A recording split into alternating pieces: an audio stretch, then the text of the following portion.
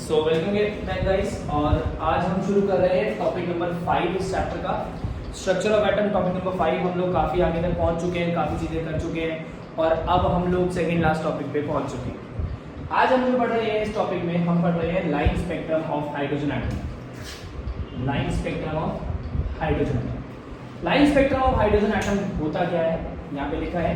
इसको डिफाइन भी आप लिख सकते हैं, वैसे अब डेफिनेशंस सिलेबस में से ज़्यादा आउट हो गई है, बहुत कम डेफिनेशन पूछ जाती है। स्टिल अगर आप लिख सकते हैं तो लिखते हैं। When electric discharge is pass through H2, hydrogen gas के अंदर से जब इलेक्ट्रिक डिस्चार्ज को करंट को पास किया जाता है, मॉलिक्यूल्स डिसोसिएट हो जाते हैं, ब्रेक कर जाते हैं मॉलिक्यूल, H2 अलग हो जाता है H और H, and the excited hydrogen atoms emit करती हैं EM रेडिएशंस, इलेक्ट्रोमैग्नेटिक रेडिएशंस को एमिट करती हैं। जिस फ्रीक्वेंसी से इलेक्ट्रोमैग्नेटिक रेडिएशन को एमिट करती हैं वो हम देखेंगे। और जो हाइड्रोजन का लाइन स्पेक्ट्रम है वो टोटल 3 रीजन्स में चलता है इलेक्ट्रोमैग्नेटिक रेडिएशन के स्पेक्ट्रम के। 3 रीजन्स कौन से हैं? पहला रीजन है इंफ्रारेड, विजिबल लाइट और यूवी लाइट। इसके लिए आपके पास पूरी एक स्पेक्ट्रल सीरीज है स्पेक्ट्रल लाइंस की, जो इंपॉर्टेंट है, आपको याद होनी चाहिए। इसमें लिखा है कि सीरीज जो है वो है लाइमन बाल्मर पास्चन ब्रैकेट और फंड। आप लोग अपनी एनसीईआरटी से भी देख सकते हैं, लाइमन बाल्मर पास्चन ब्रैकेट और फंड, ये टोटल 5 सीरीज है। लाइमन सीरीज को हमें कैसे पता चलेगा ये लाइमन सीरीज है? जिस सीरीज में छोटी वाली वैल्यू 1 अगर आ जाए, क्योंकि N1 की वैल्यू इसमें 1 है, स्मॉलर वैल्यू अगर 1 आ जाए शेल की, और ग्रेटर वैल्यू कुछ भी हो सकती है 2 3 4 5 6 7, जैसे 5 से 1 बोल दिया, 6 से 1 बोल दिया, 1 से 7 बोल दिया, तो जब भी स्मॉलर वैल्यू 1 आ जाएगी इसका मतलब है वो सीरीज है Lyman series. Lyman series UV light के अंदर फॉलो करती है, तो यूवी लाइट वाली फ्रीक्वेंसी आपको देखने को मिलती है। फिर आती है आपके पास बाल्मर सीरीज।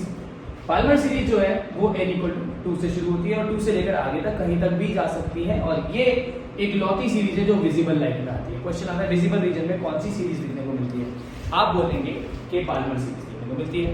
तीसरा जो है वो पास्चन, चौथा ब्रैकेट और पांचवा फंड, तीनों के तीनों जो है वो इंफ्रारेड में मिलती है। फर्क क्या है? पास्चन जो है वो 3rd शेल से, ब्रैकेट 4th शेल से, और फंड जो है वो 5th शेल से आपको देखने को मिलता है। आप फ्रीक्वेंसी यूज करेंगे और आपको अलग अलग वैल्यूज मिल जाती हैं। इसको आराम से अगर आप सॉल्व करेंगे तो आपको अलग अलग वैल्यूज मिल जाती हैं।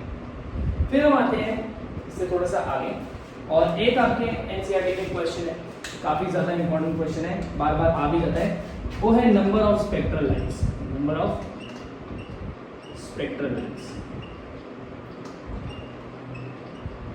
इसका जनरल फॉर्मूला तो अलग होता है, पर इसका सिंपल फॉर्मूला है n-1/2।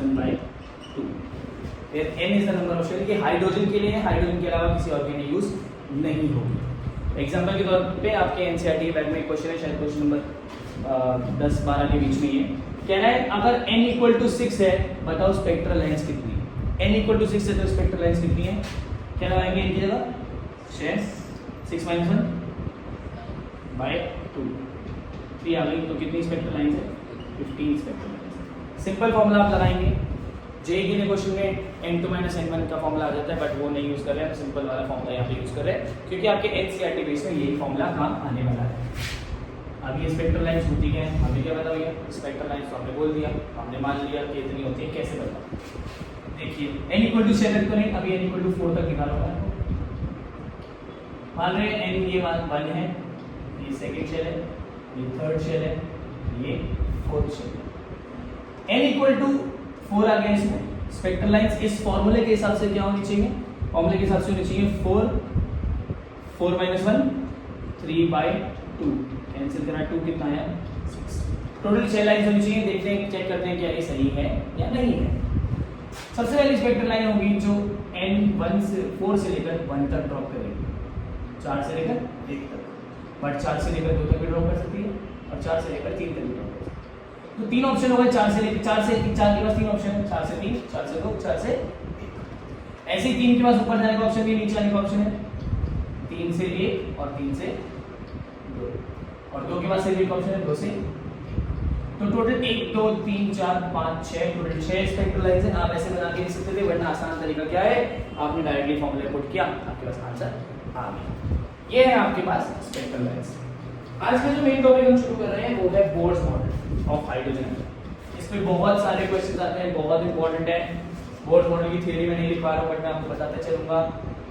थोड़ा टेढ़ा मेढ़ा हो गया ये, वैसे भी नहीं होगा मेरे से, फिर भी चलो अच्छा नहीं हुआ और टेढ़ा हो गया। बोर्ड्स मॉडल आपको बताया कि हम लोगों ने जहाँ से छोड़ा था कि रदरफोर्ड का एक्सपेरिमेंट जो था वो सही नहीं था और रदरफोर्ड में बहुत सारी कमियां थी। बोर ने आके उन कमियों को सॉल्व कर दिया। बोर ने आके बोला कि हाइड्रोजन के एटम के अंदर जब इलेक्ट्रॉन्स मूव करते हैं तो वो फिक्स्ड एनर्जी के साथ मूव करते हैं। जिस चीज के अंदर वो मूव करते हैं उसे उसने बोला कि ये ऑर्बिट्स को हम स्टेशनरी स्टेट्स भी कहते हैं। क्या कहते हैं? Stationery states. उसने कहा अगर वो इसी शेल में घूमता रहेगा, जैसे n=1 पे घूमता रहेगा, तो उसका कोई भी एनर्जी चेंज नहीं होगा। पर अगर वो शेल को ऊपर या नीचे करेगा तो उसका एनर्जी चेंज हो जाएगा। बोर ने एक फॉर्मूला दिया सबसे पहले एनर्जी के लिए, -RH c² by n², where RH is Rydberg's constant और इसकी अलग अलग वैल्यू आप देखने को मिलेगी। पर यहाँ पे एनर्जी के लिए तो एनर्जी के लिए वैल्यू है 2.18 × 10⁻18 जूल्स। एनर्जी के लिए आप फॉर्मूला लगाएं, RH लगाएं। C क्या है? C है आपका एटॉमिक नंबर, जो कि ऑब्वियसली हाइड्रोजन के लिए 1 है। अगर हीलियम आ जाएगा तो 2 लिखेंगे। और N है नंबर ऑफ शेल्स, N है नंबर ऑफ शेल्स। हाइड्रोजन के लिए सिंपल फॉर्मूला -RH/n² हो जाता है और हाइड्रोजन एटम, क्योंकि Z की वैल्यू क्या है? 1 है। एनर्जी का फॉर्मूला हो जाता है -RH/n²। बट ये जो फॉर्मूला है वो फॉर्मूला आपका जूल्स में आएगा। किसमें आएगा? जूल्स में। एनर्जी आएगी जूल्स में। पर अगर आपको डायरेक्टली इलेक्ट्रॉन वोल्ट में एनर्जी निकालनी है तो आप फॉर्मूला लगा सकते हैं -13.6/n² इलेक्ट्रॉन वोल्ट। तो अगर आपको जूल में निकालना है तो आप ये वाला फॉर्मूला लगा के आपकी ये वाली वैल्यू लगा दें। बट अगर इलेक्ट्रॉन वोल्ट में फॉर्मूला निकालना है तो डायरेक्टली आप -13.6/n² ही लगा सकते हैं। याद रखेंगे, शायद पहले बताया, दोबारा बता रहा हूँ। 1 जूल में 1 इलेक्ट्रॉन वोल्ट में 1.6 × 10⁻19 जूल, 1 इलेक्ट्रॉन वोल्ट। तो 1 जूल में 6.25 × 10⁻18 इलेक्ट्रॉन वोल्ट होते हैं। आप कैसे भी इसको इधर से उधर कन्वर्ट कर सकते हैं, कोई परेशानी नहीं है। ये आ गया एनर्जी का फॉर्मूला। फिर बोर आया, बोर ने कहा एनर्जी का फॉर्मूला तो भाई मैंने दे दिया, मैं एक बार रेडियस का फॉर्मूला भी दे देता हूँ। इसका फॉर्मूला देता हूँ रेडियस का, यहाँ तक तो बहुत विजिबल है, तो फिर मैं एक देता हूँ रेडियस के लिए। और रेडियस का फॉर्मूला उसने दिया Rn = R0n²/z, मेरे R0 जो है वो एक कांस्टेंट टर्म है 0.53 एंगस्ट्रॉम। चीज़ों को नहीं बताना चाहूँगा। 1 एंगस्ट्रॉम 10⁻10 मीटर होती है, लिख लो भाई 10⁻10 मीटर। तो फिर वही बात, R0 की वैल्यू आपको पता है, n² में नंबर ऑफ शेल है और Z की वैल्यू आपको पता है, ये एटॉमिक नंबर, और n की वैल्यू है mass number, sorry atomic number और n की value number of shells. Energy और रेडियस के अलावा एक चीज और मैं आप लोगों को बता देता हूँ, जो कि है वेलोसिटी। अब वेलोसिटी बच्चे बहुत ज्यादा कंफ्यूज होते हैं, वेलोसिटी कैसे निकालें? Velocity of electron moving in a shell, और वेलोसिटी का फॉर्मूला होता है, ये आपकी एनसीईआरटी में नहीं है, कुछ चीजें एक्स्ट्रा भी पढ़ा रहा हूँ। तो उसका फॉर्मूला होता है c/137 z/n, c/137 z/n, ठीक है। where z is the atomic number, n is the number of shells, c is the speed of light in vacuum। मैं इसको और शॉर्ट करके इजी बता देता हूँ आपके, z/n तो वही नंबर ऑफ एटॉमिक नंबर और number of shells into 2.2 10⁻6 metre per second. ये कांस्टेंट वैल्यू c/137, c क्या है? स्पीड ऑफ लाइट, उसको जब 137 से डिवाइड मारते हैं तो ये वैल्यू आती है। सही वैल्यू आती है 2.188, बट मैंने 2.2 क्यों लिख दी? क्योंकि आपके लिए इजी हो जाए। और ये है वेलोसिटी का फॉर्मूला। एक आया एनर्जी का फॉर्मूला, एक आया रेडियस का फॉर्मूला, और एक आया वेलोसिटी का। इन तीनों से क्या मिलता है? हमें पता चलता है कि एनर्जी जो है वो इनवर्सली प्रोपोर्शनल होती है n² से, जितनी शेल बढ़ाओगे एनर्जी कम होगी। रेडियस जो है वो डायरेक्टली प्रोपोर्शनल होती है n² से, जितनी शेल बढ़ाओगे रेडियस बढ़ जाएगा। और वेलोसिटी जो है वो फिर से इनवर्सली प्रोपोर्शनल होती है n से, इसका मतलब जितना शेल बढ़ाओगे उतनी वेलोसिटी कम हो जाए। वेलोसिटी और एनर्जी दोनों कम हो जाती हैं, पर जो रेडियस है वो ऑब्वियसली स्केल के साथ इंक्रीज होता है। फिर हम बोर पे बात कर रहे हैं, तो बोर के कुछ और कारनामे देख लेते हैं, जैसे कि बोर्स क्वांटाइजेशन कंडीशन।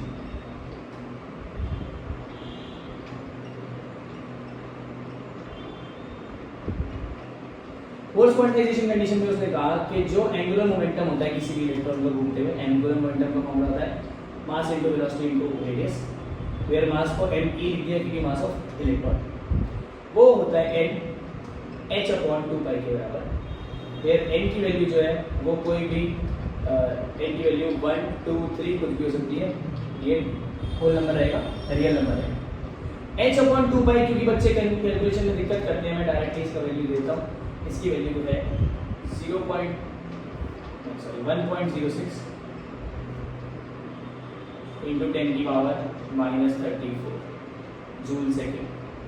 ये वैल्यू अगर आपको डायरेक्टली फॉर्मूला लगाना है, डायरेक्टली आप फॉर्मूला लगा सकते हैं, डायरेक्टली आपका आंसर निकलता है। ठीक है, अब मान लेते हैं कि अगर एनर्जी, ये तो सिर्फ एक शेल की एनर्जी है, एक शेल की रेडियस है, एक शेल की वेलोसिटी है। मान लेते हैं इलेक्ट्रॉन एक शेल से दूसरी शेल में कूद रहा है, ठीक है, फॉर डिफरेंट शेल्स, डिफरेंट मतलब दो शेल अलग अलग है, तो क्या लगाओगे? सिंगल शेल के लिए तो एनर्जी ये लगाओगे, दो शेल के लिए क्या लगाओगे? इसका फॉर्मूला आ जाता है E इक्वल टू RH, इधर देखिए गौर करना, यहाँ माइनस RH था, इधर RH है, 1 by n i square initial shell minus 1 by n h square final shell. RH की वैल्यू आपको पता है। ऐसे ही फ्रीक्वेंसी के लिए फॉर्मूला आ जाता है 3.29, जो आप 3.3 लेके ही सॉल्व करोगे, इंटू 10 की power 15 1 by n i square से जूल में minus 1 by n f square. क्योंकि ये फ्रीक्वेंसी के लिए है, ये भी आप इसे भी रिडबर्ग कांस्टेंट बोल सकते हैं, बट ये फ्रीक्वेंसी के लिए आपके लिए अलग कांस्टेंट दे दिया मैंने हर्ट्ज में। ऐसे ही वेव नंबर जो है वो 1 लैम्डा होता है और उसकी वैल्यू होती है 1.09997, बट 1.1 लिख सकते हो आप, 10 की power 7 1 by n i square minus 1 by n f square, ये आता है पर मीटर। ध्यान में रखें तीनों के तीनों बिल्कुल सेम फॉर्मूले हैं। फर्क क्या है? फर्क ये है कि आपके पास अलग अलग कांस्टेंट्स हैं। अगर आपको कोई बोले वेवलेंथ निकालो तो आप वेव नंबर निकाल के उल्टा कर दोगे। मेरे कोई बच्चा बोल रहा था कि सर इसका भी तो उल्टा करके भी तो वैल्यू है। यस, अपॉन में रख के मैं वैल्यू निकाल सकता हूँ और सॉल्व कर सकता हूँ, बट ये अपॉन में नहीं रख सकता मैं, इसलिए रेसिप्रोकल करने की पहले सॉल्व करो फिर ही रेसिप्रोकल करना, अदरवाइज आपकी जो कैलकुलेशंस हैं वो बहुत बहुत लंबी हो जाएंगी और हमें शॉर्ट से शॉर्ट कैलकुलेशन भी चाहिए। फिर आ जाते हैं इन सब के बाद, ये इसको प्लीज स्क्रीनशॉट ले लो चाहे लिख लो, ये बहुत इंपॉर्टेंट है, पॉज करके।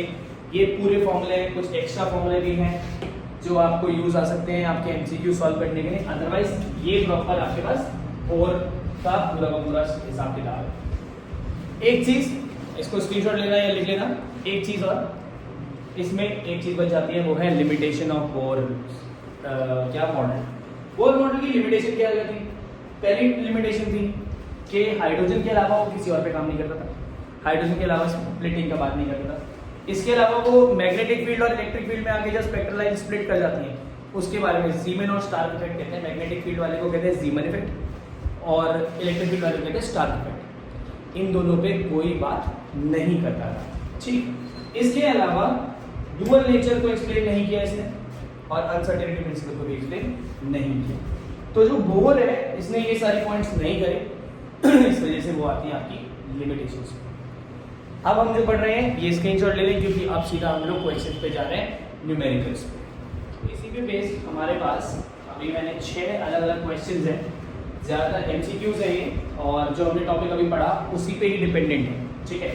तो हम एक एक करके इन क्वेश्चंस को देखते हैं। बहुत सिंपल क्वेश्चंस है, हो सकता है दिखने में थोड़े से टेक्निकल लगे। एनसीईआरटी के एग्जांपल्स बहुत बार आप लोग कर चुके हो तो वो तो करना ही है, बट साथ साथ में ये क्वेश्चन। तो पहला क्वेश्चन जो है वो कह रहा है according to Bohr's model angular momentum of fifth orbit is. Just अभी से 30-40 सेकंड पहले अगर आप जाओगे, मैंने लास्ट में जो स्क्रीनशॉट आपको बोला ये पढ़ने के लिए, उसमें आप जाओ और वहां पे जाके एक बार पॉज करके, अगर आपने लिखा नहीं है तो एक बार वहां जाके आप देखो कि एंगुलर मोमेंटम का फॉर्मूला बोर ने क्या दिया था। अगर आप लोगों ने नहीं देखा या देख ही लिया है तो उसका फॉर्मूला दिया था angular momentum equal to NH/2 पर। अब कह रहा है ये फिफ्थ ऑर्बिट में अगर मैं डालूं तो फिफ्थ ऑर्बिट में क्या आ जाएगा, n की जगह 5h/2 ये फॉर्मूला आना चाहिए। बट इन चारों में से कौन सा है खत्म, 5h/2 सी, क्योंकि 5/2 इज 2.5 और ये आ गया आंसर खत्म। बिल्कुल सिंपल क्वेश्चन है, बच्चा यहाँ पे कंफ्यूज हो जाता है कि भाई ये कौन सा फॉर्मूला है, या फिर कुछ बच्चे क्या करते हैं 2π आने का ऊपर से 2π को मल्टीप्लाई मार देते हैं, तो 5 2 10 10h/5। बहुत सारे बच्चे ऐसे करते हैं, कुछ स्क्वायर कर देते हैं भाई का 25 आ गया। ये सब नहीं करना है, सिंपल फॉर्मूले में पुट करना है, आंसर आ जाएगा। देखो अगला, if the radius of first Bohr orbit is x picometre, first orbit का रेडियस है x पिकोमीटर, कह रहा है कि थर्ड ऑर्बिट का क्या है। अगर आपको याद हो तो बोर ऑर्बिट का फॉर्मूला जो था वो था रेडियस इक्वल टू r0n²। कह रहा है r0n² इसके बराबर है। फर्स्ट ऑर्बिट है तो n की वैल्यू क्या है, n की वैल्यू क्या है भाई, फर्स्ट ऑर्बिट है तो 1 आ गया। तो इसका मतलब यहाँ पे इन्होंने सिंपल क्या दे दिया है कि n की वैल्यू 1 है, तो इसका मतलब r0 किसके बराबर है, x/n की।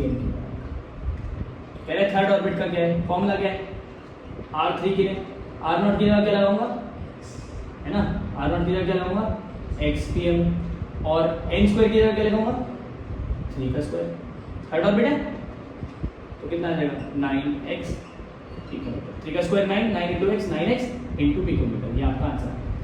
तो आपने बस n की वैल्यू को 1 की जगह 3 लगा दिया, 3 का स्क्वायर कर दिया, आपको आंसर आ गया डायरेक्ट।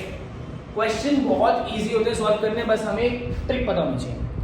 अगला क्वेश्चन देखो, फिर वही पीछे वाले फॉर्मूला पेज से आप निकालोगे अब सब मिल जाएगा। जैसे कि देखो radius of hydrogen atom in ground state is 0.53 angstrom. अगर आप रेडियस का फॉर्मूला फिर से देखो तो रेडियस का फॉर्मूला होता है r0n²/z भी होता है, बट z बनी है हाइड्रोजन के लिए, r0n²/z ये फॉर्मूला होता है। कह रहा है हाइड्रोजन एटम के लिए जब z की वैल्यू 1 है तो z की वैल्यू 1 हो गई, तो इसका मतलब रेडियस किसके बराबर हो गया, r0n² के, z तो 1 हो गया, r0n² की वैल्यू है 0.53।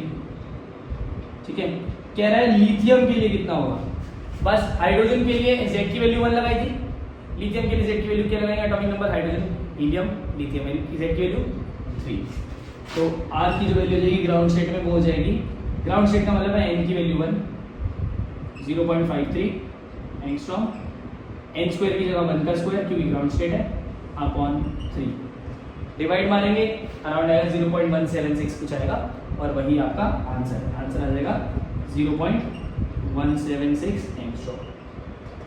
बस 0.53 को 3 से डिवाइड मारना है, कोई मुश्किल तो नहीं, क्वेश्चन सिंपल क्वेश्चन है। फॉर्मूला याद है, आंसर नहीं करते, फॉर्मूला याद नहीं कुछ भी नहीं करता। रेडियस का फॉर्मूला लगाओ, n की वैल्यू लगाओ, z की वैल्यू निकालो, आंसर आ जाएगा। ठीक है, इसमें क्या करना, सीधा n² से था वैल्यू लगाई, आंसर आ जाएगा। अगला देखो, कह रहा है the spectral first line of Balmer series. Balmer series अगर आपको स्पेक्ट्रल लाइन अभी यहाँ पे लिखी थी, बाल्मर सीरीज अगर आपको याद है तो बाल्मर सीरीज 2 से शुरू होती है, इससे शुरू होती है 2, तो ni की वैल्यू जो है इनिशियल वो 2 है, और फर्स्ट लाइन का मतलब बस 2 से अगली लाइन कौन सी है 3, n की वैल्यू nf की वैल्यू क्या है 3। कह रहा है फ्रीक्वेंसी बता दो, क्या बता दो, फ्रीक्वेंसी का फॉर्मूला लिखा है अभी 3.29 × 10⁻15 1/ni², i क्या है 2 का स्क्वायर, -1 है 1/nf², 3 का स्क्वायर। बेटा ये फॉर्मूला देखा आप लोगों ने 3.29 1/ni इनिशियल माइनस फाइनल, तो इनिशियल का स्क्वायर माइनस फाइनल का स्क्वायर, 3.29 10⁻15 1/4 -1/9, एलसीएम लेंगे ये आ जाएगा 36 -5, सॉल्व करेंगे वैल्यू निकालेंगे, फ्रीक्वेंसी वैल्यू प्लस में रहेगी। मैं क्योंकि टाइम ना देके आप लोगों की वीडियो में टाइम ना लगे इसलिए 1 का ये आ जाएगा, एलसीएम आ जाएगा 3.29 10⁻15 36 9 -4 ये आ जाएगा 5। ठीक है, तो 3.29 × 5 करेंगे पहले और डिवाइड कर देंगे 36 से, आंसर आएगा 0.456 मतलब 0.47। इसको सॉल्व करके आ रहा है 0.457 10⁻15। कुछ सिमिलर दिख रहा है, ये 1 पॉइंट शिफ्ट करा 10⁻14 आंसर है। जैसे ही 4 पे आंसर आया आपने कहा यही आंसर है, कुछ और आंसर हो ही नहीं सकता। ठीक है, वैल्यू पुट करनी है, मल्टीप्लाई डिवाइड करना है, मल्टीप्लाई डिवाइड तो आता होगा, मैंने सिर्फ जल्दी इसलिए करा क्योंकि एक तो जगह नहीं है और दूसरी बात, आप लोगों को टाइम अभी मैं इसमें यूटिलाइज नहीं करना चाहता, ठीक है। ये इसको मैं यहाँ से ऐसे लेता हूँ। अगला क्वेश्चन कह रहा है दी energy of first 4 orbit is -13.6। अभी फॉर्मूला मैंने दिया था, एनर्जी का फॉर्मूला दिया था -13.6 बाय n²। फर्स्ट ऑर्बिट है तो n² की जगह 1/2 इलेक्ट्रॉन वोल्ट। कह रहा है कौन सी वैल्यू इन सब में से करेक्ट है, कौन सी वैल्यू इन सब में से करेक्ट। इसका फॉर्मूला मैंने आपको जो दिया था वही फॉर्मूला लगाएंगे, -13.6 बाय n²। कौन सी वैल्यू करेक्ट है, अगर n की जगह 1 लगाऊं तो क्या आएगा, -13.6 अपॉन 1/2 -13.6। क्या कोई ऑप्शन में है ये? नहीं है। अगर मैं n की जगह 2 लगाऊं तो आंसर आएगा -13.6 बाय 2/2 4 अपॉन 13.6 -3.4। क्या इसमें से कोई आंसर नहीं है? कौन सा है? आंसर है। इसके अलावा आप कुछ भी अगर आगे लगाएंगे तो 3 आ जाएगा। 3 का स्क्वायर जो होता है 9 होता है। 13.6 को 9 से करेंगे, देख लो कोई और तो सही नहीं है। 9 से करके 3 का स्क्वायर लगा दिया बेटा मैंने, डोंट गेट कंफ्यूज। 9 कैसे आया, पहले 1 का स्क्वायर फिर 2 का स्क्वायर फिर 3 का स्क्वायर, यहां आ जाएगा -1.5। कोई है आंसर नहीं? इसका मतलब ना ये वैल्यू एग्जिस्ट करती है इसलिए, ना ये वैल्यू एग्जिस्ट करती है इसलिए, ना ये वैल्यू एग्जिस्ट करती है। जो करती है सेकंड शेल की नहीं करती है। उन्होंने कुछ नहीं बताया कौन सी शेल, उन्होंने बताया सही आंसर कौन सा है, बाकी तीन तो एग्जिस्ट ही नहीं करते। तो सेकंड शेल के लिए सही आंसर कौन सा है, -3.4। लास्ट जो क्वेश्चन है इसका वो भी बड़ा आसान क्वेश्चन है। कह रहा है ionisation enthalpy of hydrogen atom is कितना। देखो जो आयोनाइजेशन एंथैल्पी है उसको माइनस में ले लो, -1.312 10 की पावर 6। ट्रिक्स बता रहा हूं, सिंपल सीधी सीधी। कह रहा है energy required to excite the electron from Ni1 से लेकर Ni2 तक, 1 से लेकर 2 तक। तो आप क्योंकि इसको माइनस में ही लिया है, आप लिखेंगे change in energy is equal to EF minus EI। Final -1.312 10 की पावर 6 अपॉन 2/2 माइनस -1.312 10 की पावर 6 अपॉन 1/2। ये माइनस माइनस प्लस हो जाएगा, 13.6 बाहर आ जाएगा, 1.312 10 की पावर 6 बाहर आ जाएगा, बचा गया -1/4 +1। एलसीएम निकालेंगे, 1.312 10 की पावर 6, यह आ जाएगा -1 + 4 3/4। डिवाइड करेंगे, 4 से इसे काटेंगे, 0.3 पे कटा, 1 1 2 पे आया, 8 ऐसा कुछ आएगा। 8 2 3 करेंगे, 1 आंसर आ जाएगा कुछ, जो भी आंसर आएगा 3 को 3 से करेंगे तो 9 आएगा। इसका आंसर जो मल्टीप्लाई करके 8 3 से 24, 3 2 से 6 + 2 8 3 से 9 में 8 4 आ रहा है कुछ। 10 की पावर 6 थी, 1 पॉइंट शिफ्ट करूंगा तो 10 की पावर 5 आ जाएगी आंसर इससे। तो क्वेश्चन को जितना आप इजीली देखोगे उतना बढ़िया है आपके लिए। आप लोगों को बस ध्यान रखना है कि फॉर्मूला सॉल्व कैसे करना है। ये सारे एमसीक्यू टाइप क्वेश्चंस हैं, आपकी एनसीईआरटी में कोई भी क्वेश्चन नहीं है ऐसा, पर ये सारे क्वेश्चंस इंपॉर्टेंट है। Thank you, bye bye.